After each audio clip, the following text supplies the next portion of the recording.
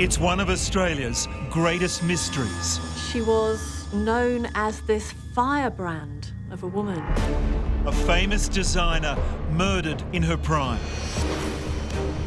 One of those things will never leave your mind. A robbery gone wrong, or someone close to home. Who benefited most from the will? Me. Or was she the victim of a notorious serial killer? They were like magnets attracted to each other. Adam Shan rebuilds the case piece by piece. Did you tell the police this? Don't think they ever asked. And discovers new evidence that changes everything. Did you give a statement? No. No statements ever taken from me.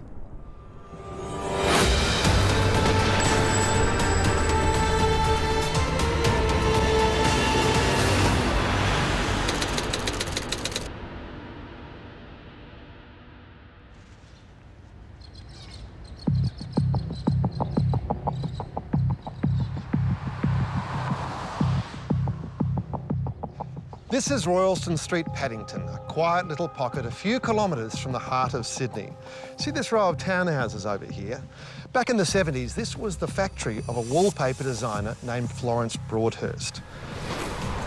One Saturday afternoon in October 1977, Broadhurst was murdered inside her factory. Her body was not discovered until the next day. And the story of how Florence was found has never been told. The first responder on the scene was Tony Russell, a 19-year-old police constable on his very first day on the job at Paddington Station. Tony's never spoken about what happened that day until now.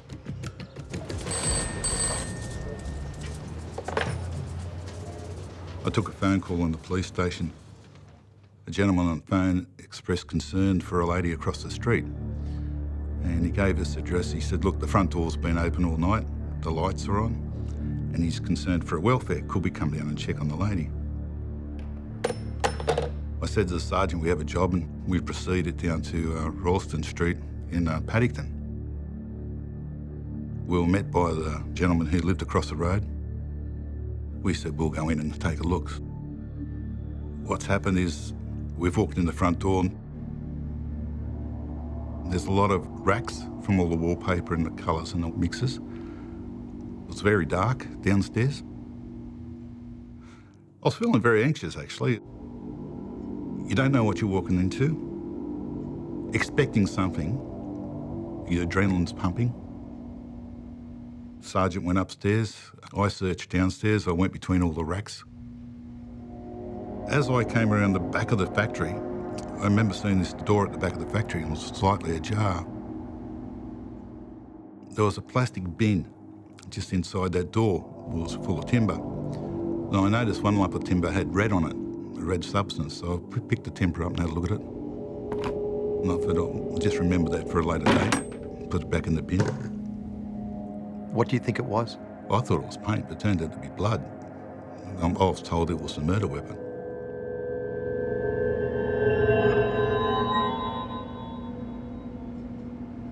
I walked upstairs. I spoke to Sergeant. He checked the office and the kitchen annex. There was a handbag on the desk, which he pointed out. The carpet at the end of the hallway was wet. It was really soggy. So we couldn't work out why. Anyway, we're about to leave. There was nothing there to indicate to us there was anyone around. There was no signs of a struggle.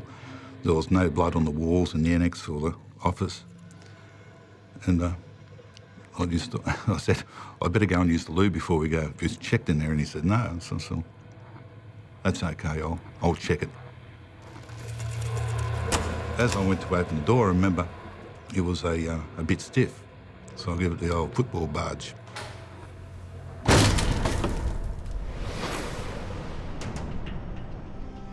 First thing I've seen is the head of Florence Broadhurst on the toilet with her arm up around the top of her head.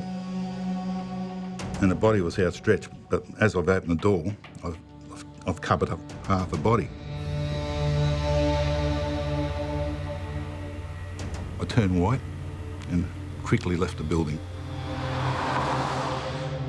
I informed the sergeant on the way out that to get the fresh air that he'd better check. Did you tell him what you'd seen? Yeah, he came down a couple of minutes later and confirmed. Detectives from Paddington turned up and they handed the homicide. What stays with you about that? Well, what's the image that really stays with you? The fact that Florence Broadhurst had bright red hair. Now, her hair was wet because what the murderer had done is put her head in the toilet. A scary image. Having the red hair just made it worse. One of those things will never leave your mind, and yeah, it affects me greatly.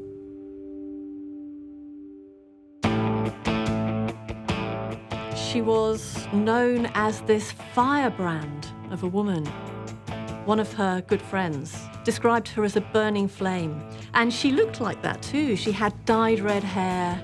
She had oftentimes false eyelashes that matched the red hair. Makeup made to be looked at. And she was kind of dressed to kill.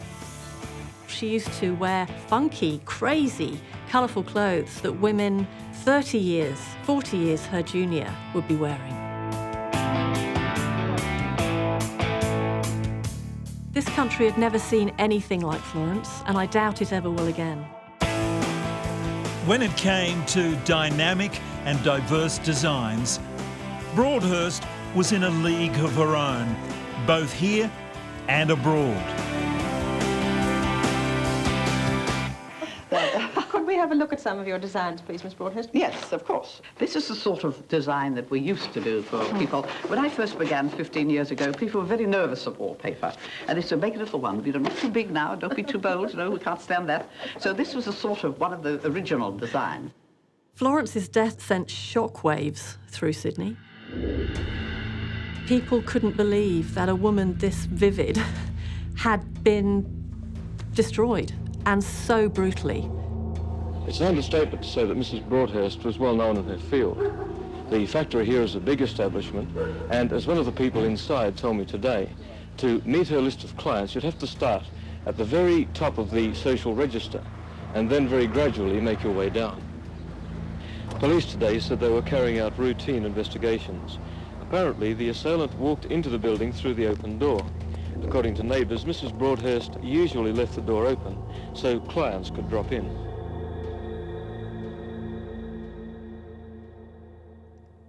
What it looks like, she's gone in there to try and escape from the person attacking her because there's no evidence outside of a struggle.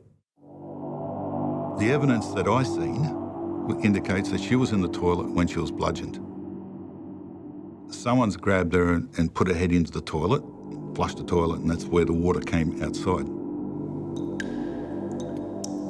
Police would later discover that $8,000 in cash had been taken from Broadhurst's handbag. 7 expensive rings had been forcibly removed from her fingers. A question that's since been debated is whether or not Florence was sexually assaulted before she was killed. In the door, you could only see her from the waist up. Yeah. So you couldn't ascertain what was happening below the waist. But then the coroner and homicide detectives arrive and they take the body out of there. Yeah. Is that when you conclude that she's fully dressed? Yeah. What was she wearing? She was wearing a blouse and a pair of slacks and a pair of shoes. Florence was completely dressed. No sexual assault, no nothing. That's crucial information, as you'll come to discover in this investigation. This 3-page document, an undated police report, is the only official record of the murder of Florence Broadhurst that seems to exist. The murder file, as far as I can tell, has been lost. What remains is just a short summary of the post-mortem examination and a suggestion the New South Wales government offer a reward for information as the investigation was struggling. Just like this document, the investigation was slight and resolved nothing. And Tony Russell was never questioned by the investigators, despite the fact that he found the body. Tonight, we look at why the police investigation went astray, and we'll try to find a pathway back to the truth.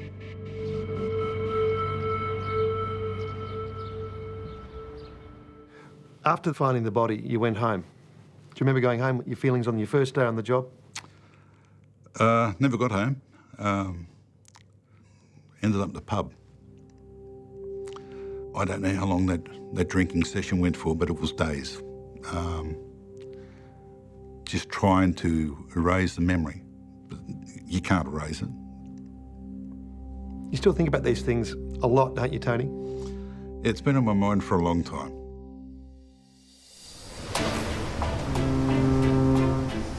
Coming up, Florence was an absolute chameleon, right from the word go.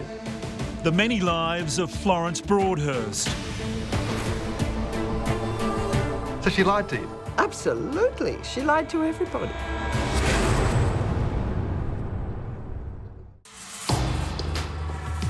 Florence Broadhurst, an icon of Australian design, was murdered in her own factory.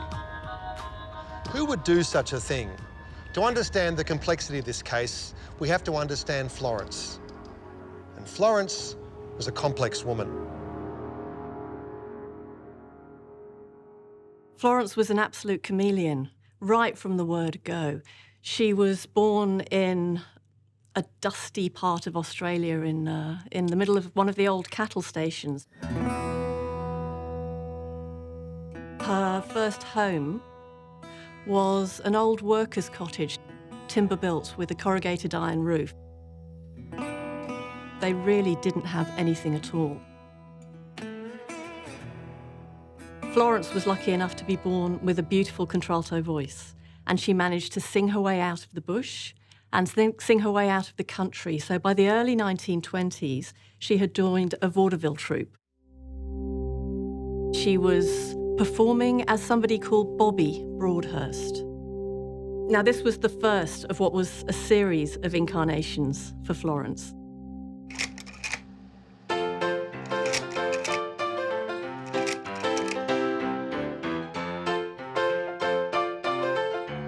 Florence made her way to Shanghai, where in 1927 she created the Broadhurst Academy, a finishing school for the children of wealthy expats. But it didn't last.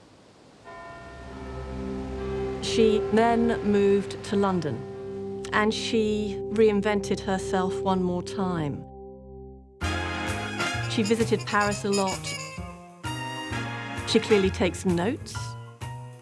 Within a few years, back in London in 1933, she had launched herself as a new person entirely called Madame Pellier. Now, Madame Pellier was not only French, she was a couturier. She had an outlet in New Bond Street, London. She took adverts out where she claimed she would dress everybody. And indeed, she did manage to dress the rich and famous. She dressed debutantes. She dressed theatre folk.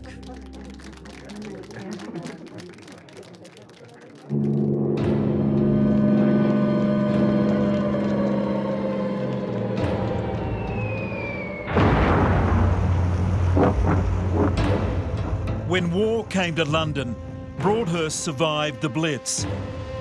But a more radical change was coming. In 1949, she moved to Sydney.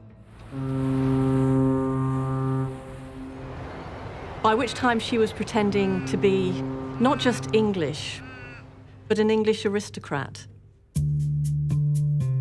She told people that she knew Winston Churchill, that she was friends with the royals, that she had a life in England that was quite wonderful, and that she was in the colonies, darling, to get over the terrible ravages of the war. Where did you think she came from? London. London. She London. was happy to let you to think that? Yeah. Oh, she told me that. Yeah. Right. So she lied to you? Absolutely. She lied to everybody. Lots of lies? Lots. In the 1960s, Florence Broadhurst hired a young designer, Kate Darja, to assist with a new wallpaper venture. How did she address you? Kathy. My clever little Kathy. Oh, darling, you're so clever. You know, she would, because we got paid virtually nothing, but, you know, she would have a way of endearing herself to you and making you feel important. Before long, Florence Broadhurst design was winning accolades around the world. I think in Australia we're very lucky to have a person who I should think is the finest producer of wallpaper in the whole world, and that's Florence Broadhurst. Miss Broadhurst, thank you for inviting us to the studio today. It's a pleasure. Yes. It's my pleasure. You have everything you can imagine that people might have wanted at that time, whether they knew they wanted it or not. And part of the Broadhurst story is a story of salesmanship. She was rather brilliant at figuring out what people wanted before they knew it themselves. The jungle is very good. This is a very good one. And you've designed all these, Miss Broadhurst, have you? You have to, oh yes. How many There new are designs do you 800, do? There's 800. Oh, you can't. You've got tigers are in gold and all this foliage on a yellow gold foil and black. It's dramatic. It looks terribly good on the wall. It's sold for bathrooms and playrooms, and it's in my hall on the way up in different colours. She would take a motive or a feeling and then she would give it to me or whoever and say, look, I want this like this, and maybe we can add a bird and, you know, a little bit of a scroll here. And These peacocks, did you design them with anything special in mind? Well, this, yes, was designed for a job in Saudi Arabia. I went out to Saudi Arabia to do it, Really? and I thought first the thing there would be peacocks would be marvellous. They look lovely too in foils and things. She had another factory that produced the actual paper. Yes. Robert Lloyd Lewis is the only child of Florence Broadhurst. How much do you see of her in these designs? I see colour and her creativity, her ability to move forward continually. There are so many different scenarios about how she was killed and who did it. Yeah. Who do you think did it? At the time, I was quite convinced that it was somebody who was either an employee at the time or at least a past employee. I still believe that to be the case. According to Robert, his mother led some employees to believe they were co-owners in the business. Maybe my mother was able to get people encouraged to work by suggesting to them that you're going to be a shareholder, or you are a shareholder, or you're going to, this is our business. And then to find out that maybe that they're not, or, you know, how can you sack me, I'm a shareholder. The discontent over ownership wasn't only about shares in the business. There have long been rumours that Broadhurst claimed the work of others as her own. Helen O'Neill puts those allegations to rest. Are you confident it was Florence? I am, yes. I'm very confident it was Florence, because of the lengths she went to direct those artists to do exactly what she wanted. She was the vision. She was the signature. She would send designs back again and again and again and again until it was right. So yes, she was the author. So there wouldn't be a motive there, some disgruntled designer saying, Florence stole my designs. That simply is not possible. It's unlikely. she would have suggested to the others what to do and guided them.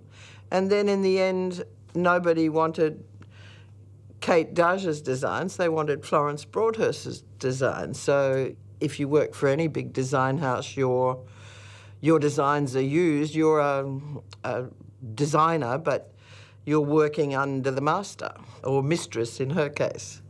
Was she a hard task mistress? She was, but fair, always fair. And she scared a lot of people. They were absolutely terrified of her. Did you, at the time, think of your mother's acerbic tongue? How this might have been the motivator for somebody, that she could reduce a man to anger and violence? Yes, definitely. She could strip a man to bare bone. I've seen ex-employees in tears after she'd given them a work-over. But you also felt the broad edge of that tongue as well? Oh, definitely, on many occasions. And what would that be like? Very humiliating. Particularly as she didn't choose the location that she used her tongue. And it could quite possibly be in public, and if it was possible, there were times you want to crawl under the carpet. Next. Who benefited most from the will? Me. How Robert became a prime suspect in his mother's murder.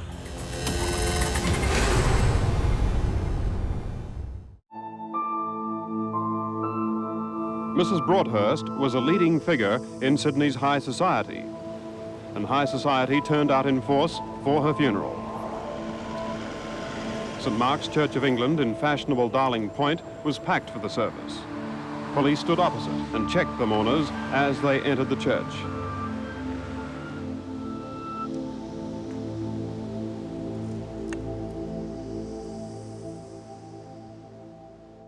Who benefited most from the will? Me. Again, which puts the spotlight back on you. I'm the only beneficiary. Robert Lloyd Lewis was a key suspect in the murder of his mother. Suspicion usually falls on those close to the victim first, and Florence's only child was a logical choice. Robert's relationship with his mother was difficult and often tempestuous. She was all about her career and her life and being Florence Broadhurst. I mean, you were sent off to boarding school as a 5-year-old. That's a bit tough. It was, particularly when you were in sight of your parental home. I mean, we're talking about 3 miles away from where your parents lived. I didn't come home like most kids on long weekends from boarding school and school holidays. I'd get sent to my grandfather up in Mount Perry. It was a testing time, and it wasn't until I was an adult that she and I started to develop a relationship. She was there for you in material ways when you lost your first wife? Correct. She told you to get on with it, Robert? Yes. I was able to spell Tanqueray backwards. I was drinking a bottle of gin a day. She said, you know, man up, you've got children, you've got to look after them, and I'm not going to be their surrogate mother. Get on with it. So was this the compassionate Florence coming out, as much as she could muster? Yes, probably. So that marked a change in your relationship from there, didn't it? What was it like after that? Like 2 adults, more accepting of each other's role. But the relationship was still turbulent. Following Florence's murder in 1977, police showed great interest in an argument between Robert and his mother. It took place in the factory within earshot of other employees on the day before she was brutally murdered. She and I argued over a problem that she had in the office with people siphoning money out of her bag. To me, it was obviously one of her staff. And I argued and said, you must put your bag in a safe. And she said, no, no, I trust my son. How much money had been going missing? 100 here, 150 there, 200, 50, 150. At first I said, are you sure, you know, you just haven't spent it? No, no, no, I keep a record. And she did keep a record of what she spent. So it probably amounted to thousands? It could have. And that was what the argument was about. I'm going to get a safe and put it in here. You're going to put your bag in there because. That was typical of my relationship with my mother at that time. It had been improving, but she was still apt to put you back in your place as a child, as it were. Yes. So it became quite a substantial row? It was quite a substantial row. It was well enough a row to create the suspicion, if you like, with the police that maybe I had been involved.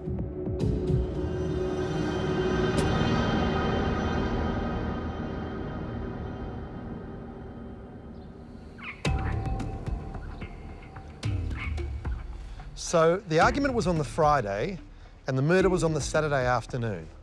Police questioned Robert on his whereabouts and his alibi checked out. He said he'd been playing golf with 3 friends and then drinking at the clubhouse bar until about 6 p.m. What was your feeling about what had happened? You knew that money had been stolen. Did you think it was connected? Yes. Because money was freely available. There was $8,000 in her handbag that day. But there was an additional $250,000 in a safe deposit box or 2. Did you tell the police this? No, I don't think I did. Don't think they ever asked. Well, at this stage, we're appealing for any persons who may have been here on Saturday. Anything that was a bit untoward may have been seen by somebody that might be able to assist us, and we're making an appeal along those lines. What did you perceive the police's main line of inquiry to be in those early days? I think that they were looking for a quick fix. I don't think they did their job correctly and efficiently.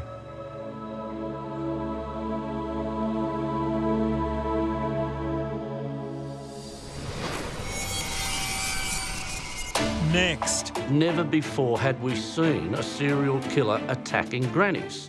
did Florence fall victim to Australia's most notorious serial killer? There's no doubt in my mind that John Wayne Glover was responsible for the murder of Florence Broadhurst.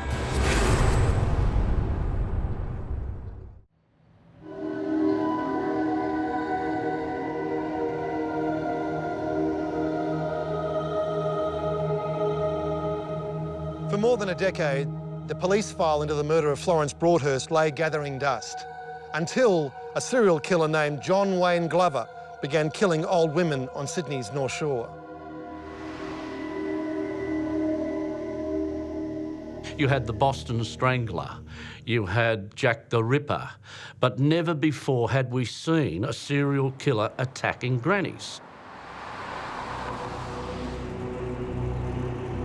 82-year-old Mrs. Mitchell-Hill was found by 2 schoolboys on the ground outside the front door of her Mossman units yesterday afternoon. Bleeding heavily from a severe wound to the back of the head, Mrs. Mitchell-Hill died later in hospital. In a 12-month killing spree on Sydney's North Shore, one man bludgeoned 6 elderly women to death. That man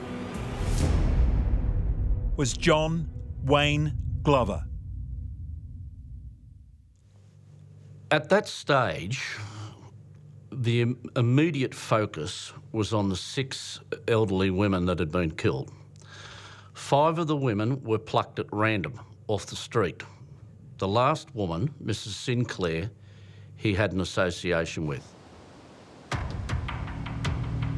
The 6 Northside murder occurred in a house at Beauty Point. The dead woman, believed to be in her 60s, was found by a relative about 6 o'clock last night. When police arrived, it's believed they found a man in his late 50s inside the house. So, after 12 painstaking months, Task Force detectives hunting the granny killer believe they've finally got their man.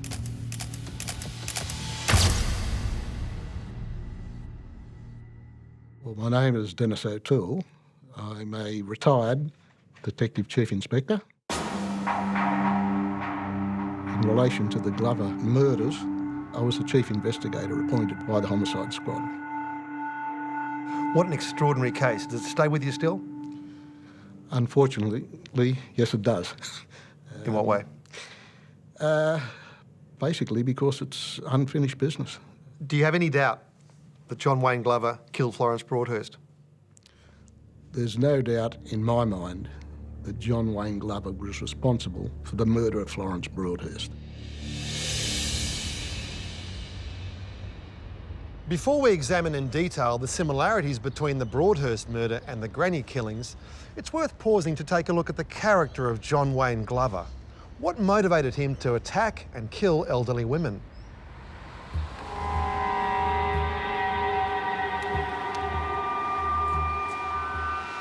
There was an underlying hatred, I would have to say, for elderly women.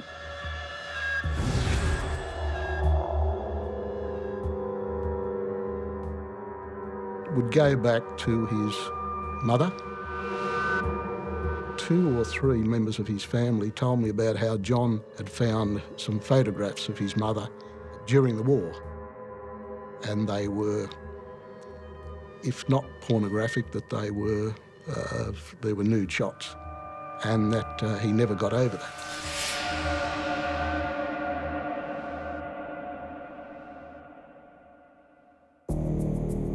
Glover's mother issues were in plain sight in the granny killings. His modus operandi was to bash his victims with a hammer from behind. That's what killed them. But with 4 of the women, Glover didn't stop with the bashing. He strangled them with their own pantyhose and staged the bodies in such a way as to make a statement.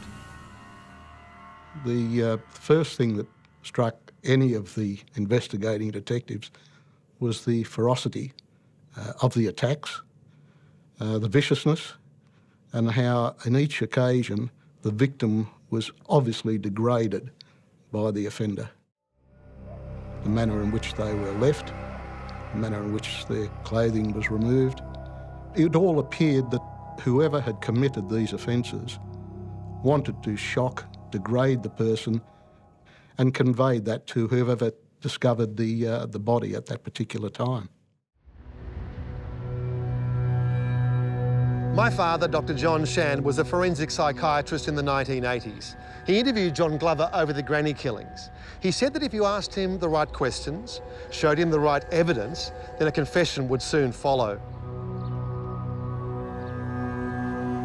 Glover never admitted to killing Florence Broadhurst, but Janice O'Toole was able to prove that the serial killer met Florence 5 years before she was murdered. Glover first met Florence at a wedding in 1972. He and his wife also visited Broadhurst's factory and purchased curtains from her. I put that to Glover. He denied it, and I told him, well, the information that I got it from was pretty good. And he then admitted that, oh yes, he had done that. He had met her on a number of occasions, and in actual fact, they went to a christening of Glover's sister-in-law, where Glover was the godfather, and he spent some time with Florence at that occasion, and that was put to him. He denied it initially, and then he came to the party and admitted it. By all accounts, they were like magnets, attracted to each other. Why do you think? Maybe it was Florence's charisma. She would always want to know who was in the room, so it might have been simply for business purposes. But people afterwards did wonder if there was more to it than that. There's no evidence to suggest that Glover was in a relationship with Broadhurst, but he was 30 years her junior, and it's well documented that Florence was drawn to younger men. Florence had quite a lot of lovers and boyfriends, quite a lot younger than her too. She wasn't short of a bloke. And you saw these guys coming through her life? Yeah. What sort of people were they? Nice. Where did she meet them? Oh, out at a party, or, you know, she was the darling of the eastern suburbs set. She was one tough hombre, as they would say in the classics. She was a very astute businesswoman. She was very successful. And I think that would have attracted Glover.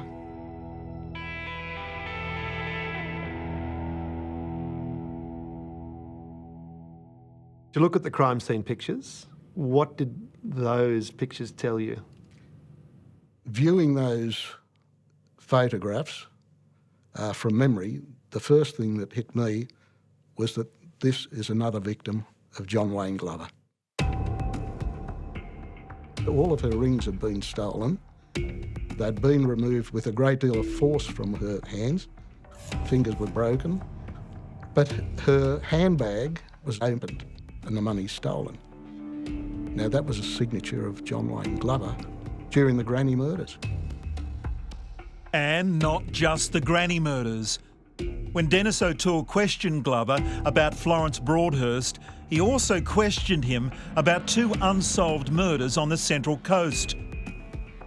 2 elderly women that were killed the same way as his other victims.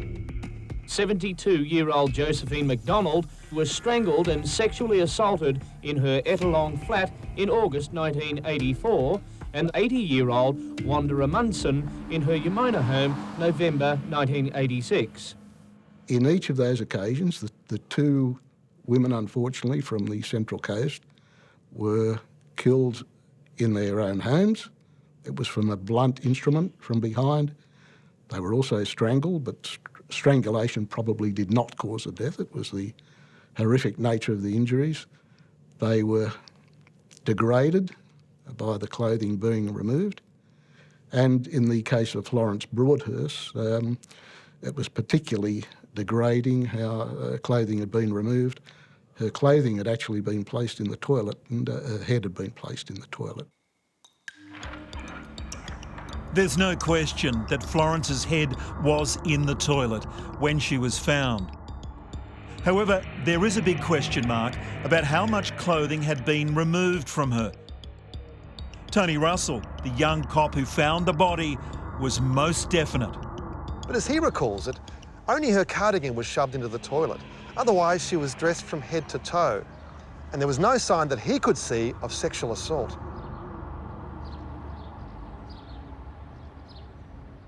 How the body was arranged is incredibly important to the conclusion a lot of people have drawn, connecting the murder to John Glover, the granny killer. You didn't see any evidence of staging or sexual degradation. You just saw a brutal, vicious attack. That's what I seen. She still had a top on. When I seen her body, her left arm, I think, was hanging down beside her, and the right one was looped around the top of her head and dangling into the toilet. Tony had to force entry, charging the toilet door to discover the body. Her legs were behind it. And so I just... So you've actually pushed her body with the door? Yeah. So I don't know if I've moved a body. I would have. You would have. Your observations of the crime scene were not recorded. Nope. The body is then moved without that evidence being recorded.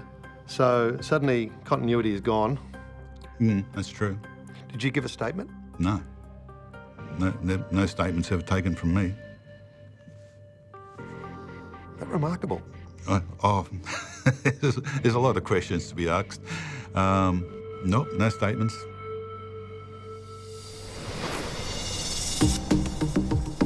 Coming up. David Bond was one of the last people to see Florence Broadhurst alive. Was he a suspect? The police did interview him. Was it her most trusted employee?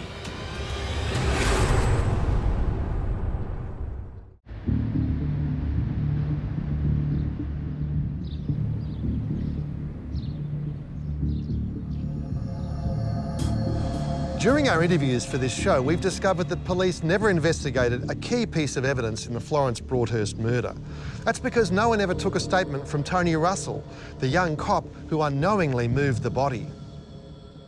I know why I was written out of the story, because it was my first day there. And I was told they were going to exclude me because I was green and they didn't want me to be involved in the coroner's court, which I can take.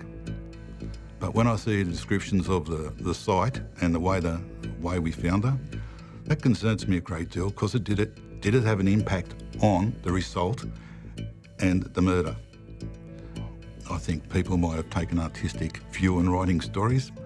I read in one particular case, Detective Sergeant described coming into the scene, and he said he had to sidestep and walk around all the debris left over from the struggle in the annex. I'm going, well, there's no debris there because there was nothing out of place. The only place there may have been debris is in the toilet. I read another article where the annex and the walls were covered in blood. There was no blood on the walls. We would have been alerted to a body.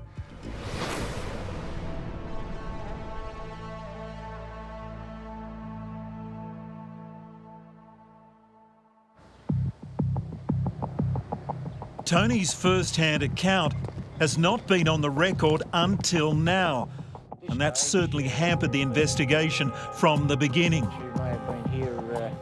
But one thing's for sure, whoever killed Florence Broadhurst was familiar with the layout of her Paddington factory, upstairs and downstairs. Broadhurst's son Robert maintains that a member of his mother's staff killed her. And I believe it for the following reasons. One, they knew the run of the factory, they knew where to get certain implements, they knew how to get out of the back of the factory and close it so it wouldn't appear as though had been opened. And the fact that she made 2 cups of tea. Who did she make cups of tea for? The only cups of tea that I've ever seen her make for staff was for her head printer at the time. In 1977, David Bond was the head printer at Florence Broadhurst Design. He'd been working alongside Florence from the very beginning in 1960, when Broadhurst plucked him off the streets.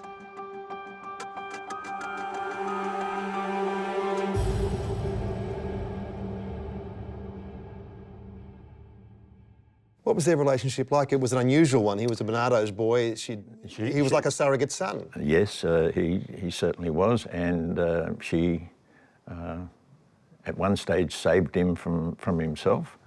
By that means that he was a tearaway, naughty boy, whatever, and she took him under a wing, and I think she made him the man that he ended up.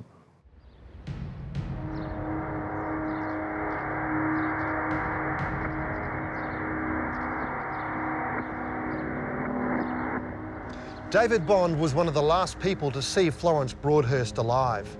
He and a co-worker worked a shift at the factory on the Saturday she was killed.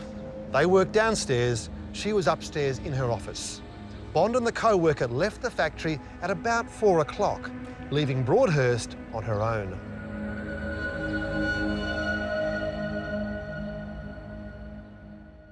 Was he a suspect? Oh, I'm sure he probably was.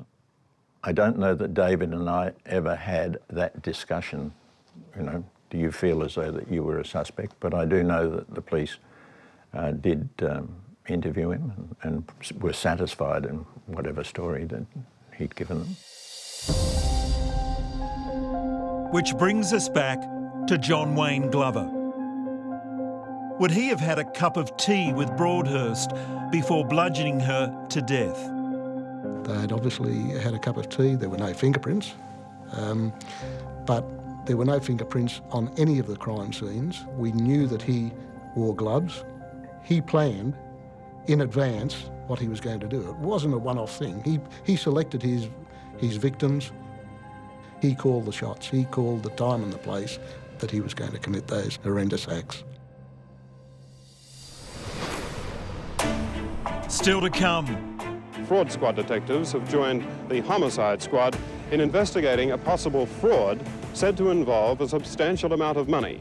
Florence Broadhurst is understood to have been a victim of the fraud. Was Florence murdered by a society con artist?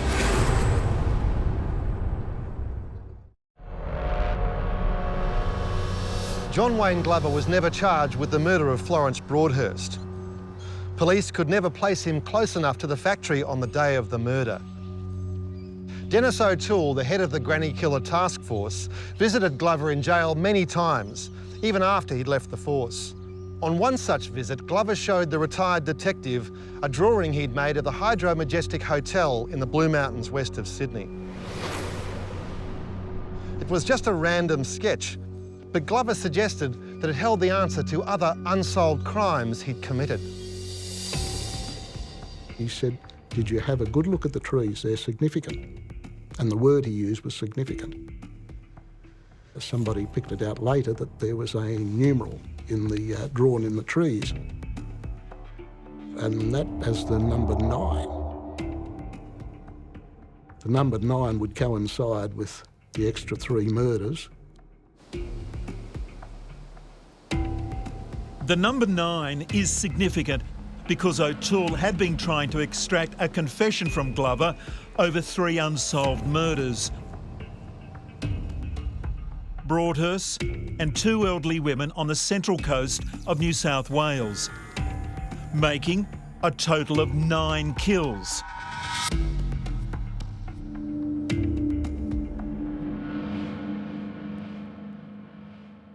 I thought, now I've got something, you've got to tell me. I've got something to go and see you about. How are you going to get out of this one? I was in actual fact planning to go and see him the following week. One of Sydney's most notorious murderers, granny killer John Wayne Glover, has taken his own life in Lithgow Jail. Glover was found hanged today in his cell. In 2005, Glover committed suicide in jail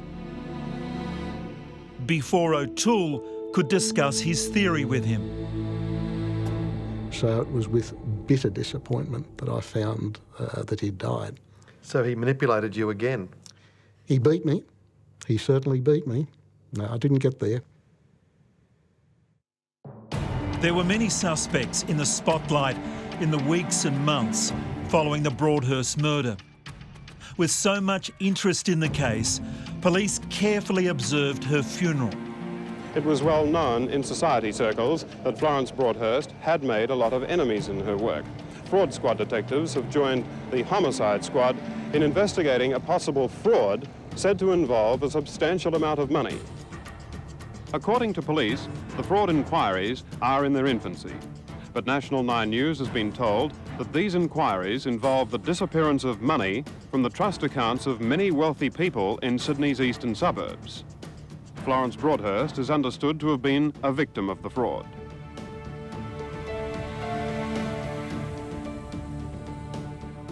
She'd always said that it was a friend of hers because she wouldn't want to appear as though she was gullible enough to get caught in there.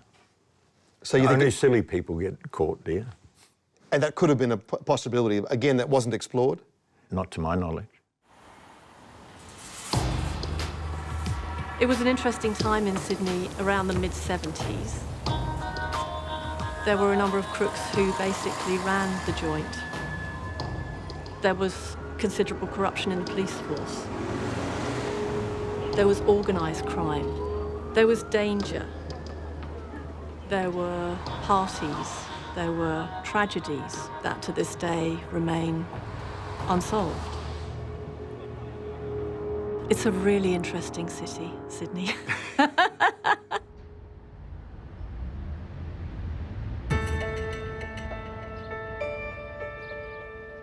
Police had several suspects in the frame for this brutal crime, but it wasn't long before the trail went cold. Today, it's uncertain whether anyone could be convicted over this case. Crucial evidence, including the crime scene photographs and the murder weapon, are long gone or mislaid in the archives of New South Wales Police. Dennis O'Toole tried to revive this investigation, but he didn't have enough to go on. He needed a confession from his key suspect, a serial killer who committed suicide. Despite all the roadblocks, many still want this case solved. Florence's image comes back more than any other image that I ever experienced in my time in the police force. Why? Because it was the trauma or the shock of finding, if you're not expecting it and you walk into something like that, totally unprepared, I think it's the shock of it.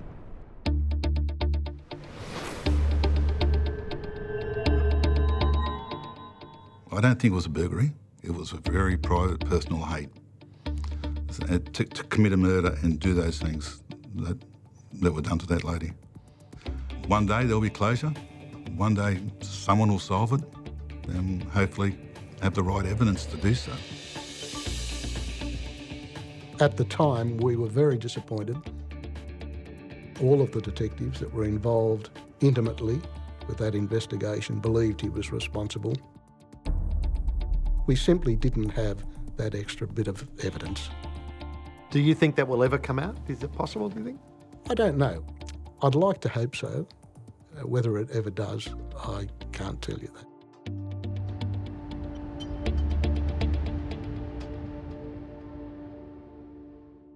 Now, Dennis O'Toole, a retired homicide detective, has spent years following up the link between John Wayne Glover and your mother's murder. Do you think he's wasting his time? Personally, yes. Often this long after a murder, even the victim's family will say, I don't want any more, it's enough.